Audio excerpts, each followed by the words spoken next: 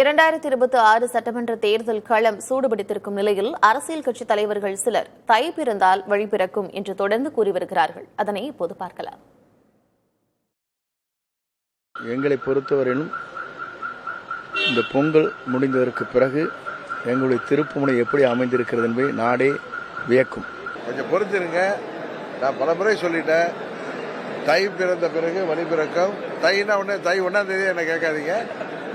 பிப்ரவரி அம்மா அவர்கள் பிறந்த நாளுக்கு முன்பாக நாங்கள் எங்கள் கூட்டணி நிலைப்பாட்டை எடுத்து உறுதியாக உங்களுக்கு வெளிப்படையாக அறிவிக்கிறோம். இன்றைக்கு அனைத்து இந்திய அன்னார முன்னேற்ற கழகத்தில் இருக்கின்ற அனைத்து தொண்டர்களும் வெம்பி வெதுங்கி என்ன செய்வதென்றே திக்கும் காடி கொண்டிருக்கிறார்கள். அந்த நிலையை உருவாக்கிய பழனிசாமிக்கு வருகின்ற காலங்களில் நாம் சரியான பாடத்தை புகட்ட வேண்டும் என்பதுதான் இன்றைய வரலாறு. இனிவரும் காலங்களில் தை பிறந்தால் வழிபிறக்கும் என்ற ஒரே ஒற்றை சொல்லை நிறுத்தி வருகை புரிந்து ஆதரவு வந்த அத்துணை பேர்களுக்கும் என்னுடைய நன்றியை தெரிவித்து விடைபெறுகிறேன். நன்றி, வணக்கம். ஓபிஎஸ் அவர் ஆலோசனை கூட்டம் போட்டிருக்காரு. மற்ற கட்சிகள் எல்லாமே ஆலோசனை கூட்டம் போட்டாங்க. தேர்தலில் ஒதுங்கி இருக்க மாட்டேன்னு சொல்லியிருந்தீங்க. உங்களுடைய ஆலோசனை கூட்டம் எப்போ நடைபெறுங்க?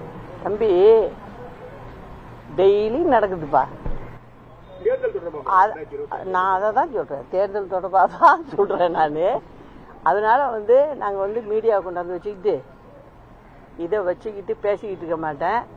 அதுக்கு உண்டான ஆயத்த பணிகள் எல்லாமே சரியா போயிடுச்சு.